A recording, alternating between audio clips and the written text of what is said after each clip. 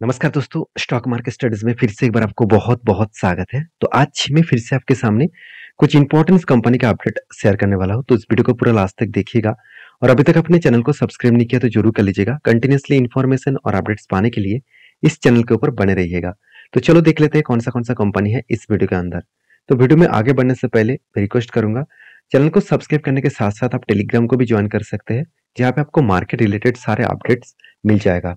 तो चलो देख लेते हैं कौन सा कंपनी है इस वीडियो के अंदर। फर्स्ट जो कंपनी है उसका नाम है life insurance corporation of India.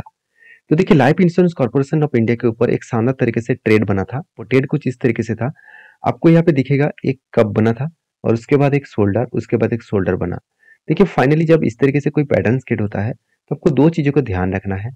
अगर पैटर्न जो इसका प्रीवियस हाई है, प्रीवियस स्विंग हाई है, उस हाई के नीचे अगर इसका टारगेट उस हाई के नीचे बने तो सोचना वो इजी तरीके से टारगेट को अचीव करेगा। आज नहीं तो कल वो उस टारगेट को अचीव करेगा। अभी देखिए हर जगह पे शायद आपको इस तरीके से पैटर्न दिख जाए, तो इसका मतलब ये नहीं कि हर पैटर्न्स को आप फॉलो करके एंट्री ले लेंगे। तो उसके साथ इस तरीके से पैटर्न जब भी बने तो आपको सबसे पहले पैटर्न्स को कंफर्म करना होगा। उसके बाद आपको कंपनी का फाइनेंशियल ग्रोथ को भी देखना होगा। अगर कंपनी का फाइनेंशियल फंडामेंटल्स ठीक है, कंपनी के ऊपर फिलहाल के लिए कोई नेगेटिव सेंटिमेंट नहीं है, फिलहाल के लिए कोई फ्रॉड केस नहीं है, तो इस कंपनी इजीली टारगेट को अचीव करेगा। अगर मान के चलिए कंपनी शानदार पैटर्न सेट किया और ब्रेकआउट हुआ और ऊपर गया, उसके बाद कुछ फ्रॉड का न्यूज आ गया, तो एक बिग क्रैश देखने को मिलेगा। तब आप सोचेंगे कि कंपनी के ऊपर हमने बेकार ट्रेड लिया था। देखिए बीच में कब इसके ऊपर नेगेटिव न्यूज आएगा उसका किसी को पता नहीं। हाँ, आप एंट्री लेने से पहले अगर यहाँ पे कुछ नेगेटिव न्यूज था तो उसको कंफर्म हो चुके थे, तो तब एंट्री लेना बेकार होगा। तो पहले उस सारी चीजों को फॉलो करिए। तो सारी चीजों को कहाँ पे फॉलो करेंगे? तो आपको सबसे पहले कंपनी का scanner.com साइट के ऊपर जा सकते हैं। इस साइट के ऊपर जाकर ही सारी चीज को देख सकते हैं। बहुत शानदार साइट है। मैं आज तक जितने सारे रिसर्च किया हूँ इसी वेबसाइट के माध्यम से। देखिए कंपनी के ऊपर सबसे बड़ी बात क्या है, मैंने क्यों ट्रेड लिया वो कारण मैं आपको समझाता हूँ। पहली बात देखिए, कंपनी के आरओसी आरओई बेस्ड है। कंपनी की डेप्थ जीरो है, इनकम जबरदस्त हुआ, प्रोमोटर के पास होल्डिंग्स भी शानदार है और हाथ में कैश भी शानदार तरीके से आपको देखने को मिलेगा और अर्निंग पर शेयर भी ठीक ठाक देखने को मिले। अभी कंपनी के ऊपर जो क्वार्टरली रिजल्ट है वो मैं आपको यहाँ पे नहीं दिखाऊंगा, क्योंकि कंपनी का प्रॉफिट पहले से ही अच्छा खासा देखने को मिला। आपको मैं कैश फ्लो दिखाऊंगा जो बीच में 2022 में कैश फ्लो नेगेटिव में चला गया था। देखिए कोई भी फाइनेंस कंपनी के ऊपर जो कंपनी लोन देते हैं, मतलब कस्टमर को लोन बांटते हैं और लोन से इंटरेस्ट कमाते हैं, उस कंपनी के ऊपर अगर कैश फ्लो नेगेटिव होता तो मैं पॉजिटिव थिंकिंग लेकर आगे बढ़ता, क्योंकि उस तरीके से कंपनी के हाथ में पैसा कभी भी नहीं रहेगा। क्योंकि जितना पैसा मार्केट से वो उठा पा रहा है वही पैसा फिर से वो लोन के हिसाब से कस्टमर को दे रहा है। मगर जो इंश्योरेंस कंपनी है उसका बिजनेस थोड़ा सा अलग है, तो उस बेसिस में उसके हाथ में पैसा होना चाहिए। तो फाइनली पिछले बार तो कंपनी के हाथ में कैश फ्लो नेगेटिव था, इस बार फाइनली पॉजिटिव आया और यही पॉजिटिव आने के कारण मैंने इस कंपनी के ऊपर कुछ पॉजिटिव टेक्निकली चार्ट पैटर्न भी इसीलिए मुझे ट्रेड लेने के लिए मजबूर किया। अभी देखिए कंपनी के ऊपर रेशियोज के बारे में बात करूँ तो कैश कन्वर्जन साइकिल्स एकदम जीरो है, तो जीरो कैश कन्वर्जन साइकिल्स है। और आरओसी जो एक टाइम 1500 के आसपास चला था, आज वो थोड़ा सा घट के 150 हो गया। कोई बात नहीं, आरओसी कंपनी के ऊपर बहुत शानदार तरीके से देखने को मिलेगा। और एज ए इन्वेस्टर देखिए, प्रोमोटर के बाद इस कंपनी के ऊपर सिर्फ होल्डिंग पब्लिक के पास है, एफएस और डीएस के पास होल्डिंग्स नहीं है। इसीलिए नहीं है क्योंकि प्रोमोटर के पास 95% 96.50% के आसपास होल्डिंग्स है, जो होल्डिंग्स बहुत खतरनाक जगह पे है, क्योंकि सेबी के रूल्स के हिसाब से 75% के ऊपर होल्डिंग नहीं होना चाहिए। और गवर्नमेंट यही सोच रहा है कि जितने सारे पीएसयू कंपनी है उसका जो स्टेक है वो धीरे धीरे करके बेचेंगे और बेचकर उस मतलब उस पैसे से बिजनेस को और भी ग्रोथ कराने का कोशिश करेगा। तो इस सारे कारण के वजह से मैंने क्या किया, ट्रेड लिया। और लास्ट कुछ फ्यू डेज में देखिए कंपनी के ऊपर डिलीवरी का परसेंटेज थोड़ा सा वीक होता देखने को मिले। अभी क्यों वीक हो रहा है? देखिए जो ब्रेकआउट हुआ था, यहाँ पे ब्रेकआउट कंफर्मेशन हुआ था करीबन 640 रुपीज के आसपास। और उस ब्रेकआउट होने के बाद देखिए कंपनी नीचे भी आए थे और उसके बाद देखिए धमाका जैसे परफॉर्मेंस किया और टारगेट को अचीव किया। और जो इसका टारगेट लेवल था करीबन 753 के आसपास, तो 753 के आसपास टारगेट अचीव हुआ। और जो एंट्री लेवल से वहां से अगर टारगेट तक देखूं तो ऑलमोस्ट 17% के आसपास कंपनी टारगेट जनरेट करके दिया। तो अभी क्वेश्चन यहाँ पे ये आएगा कि सर इस कंपनी के ऊपर अभी फिलहाल के लिए क्या किया जाए? देखिए फिलहाल के लिए इस कंपनी के ऊपर कोई भी ट्रेड लेना मतलब एक रिक्सी जोन देखने को मिल सकता है। तो फिलहाल के लिए शांति के साथ बैठा रहना ठीक रहेगा। तो आपके क्या राय है जरूर कमेंट्स करना, क्योंकि मैं जब तक कोई पैटर्न्स नहीं क्रिएट होता तब तक मैं कोई भी ट्रेड नहीं लेता हूँ। नेक्स्ट जो कंपनी उसका नाम है टाटा स्टील। देखिए टाटा स्टील टाटा ग्रुप की एक ट्रस्टेड कंपनी है, सबसे पुराना कंपनी भी है। 19th सेंचुरी 1907 में कंपनी स्टार्ट हुआ था। जमशेद जी टाटा ने इसका टाटा स्टील का शुरुआत किए थे। और टाटा स्टील इंडिया के नहीं, एशिया के number one individual private steel manufacturing company थे। तो इस बेसिस में कंपनी बहुत तेजी से आगे ग्रोथ किया, क्योंकि स्टील का डिमांड आज इतना है, फ्यूचर में और भी कई गुना बढ़ने का चांसेस है। आज देखा है तो दुबई जैसे कंट्रीज में और सऊदी अरब में इस टाटा स्टील का हाई ग्रोथेबल बिजनेस देखने को मिलता है, क्योंकि दुबई के जो बुर्ज खलीफा है तो और भी बहुत सारे टावर्स है, उसको बनाने के लिए जो स्टील का जो डिमांड था, वो स्टील का डिमांड टाटा स्टील ने कम्पीट किए। तो इसका मतलब है कि इंडिया में सिर्फ नहीं, ऑल ओवर ग्लोबली मार्केट में भी अच्छा खासा प्रेजेंस देखने को मिलेगा। तो कंपनी एक बहुत बड़ा टारगेट लेकर चल रहा है, और वो टारगेट किस तरीके से आप देख सकते हैं। जो डोमेस्टिक जो स्टील मेकिंग कंपनी है, उसका कैपेसिटी बढ़ाने वाला है 30 मिलियन टन पर एनम 2025 में। तो कंपनी एक बिग टारगेट लेकर चल रहा है। देखिए टाटा ग्रुप के एक मुझे सबसे शानदार चीज क्या देखने को मिलता है, आप जानते हैं कि एक ट्रस्ट के साथ साथ वो एक हमेशा टारगेट लेकर चलता है। देखिए मार्केट जिस तरीके से टारगेट देते हैं, कंपनी जिस तरीके से टारगेट लेता है, उसी तरीके से हमारा लाइफ में भी टारगेट लेना चाहिए।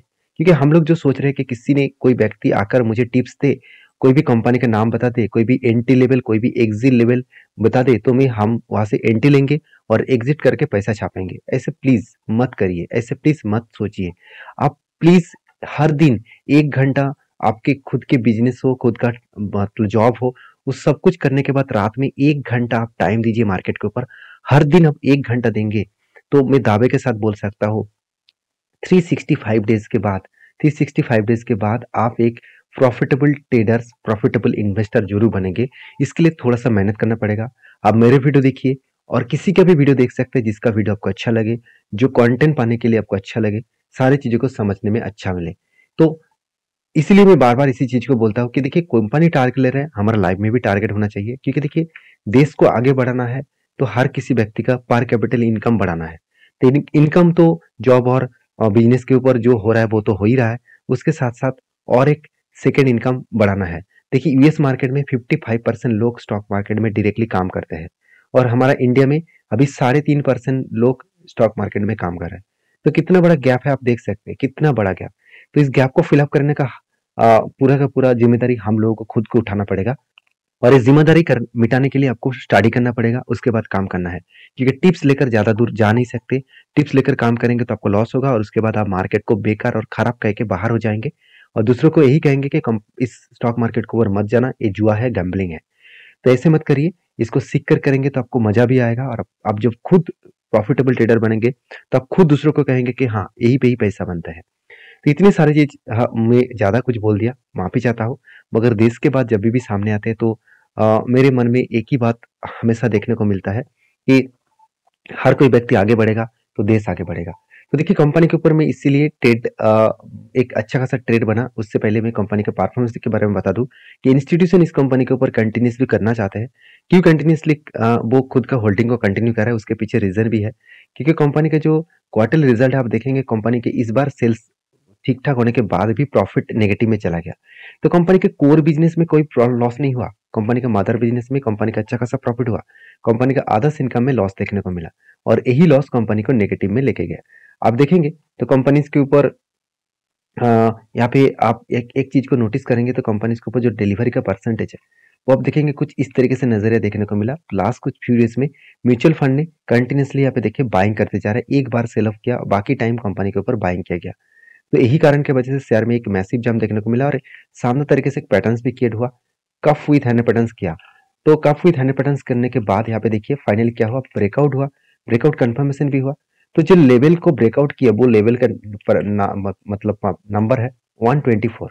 तो जब भी यहाँ पे रिट्रेसमेंट किया, इस रिट्रेसमेंट में मैंने एंट्री लिया था, और मैंने आपको अभी भी शेयर किया कि जो करेक्शन हो रहा है तो वो एक स्ट्रांगली रेजिस्ट सपोर्ट को वो फेस करेगा। दो तरीके से सपोर्ट यहाँ पे मिलेगा।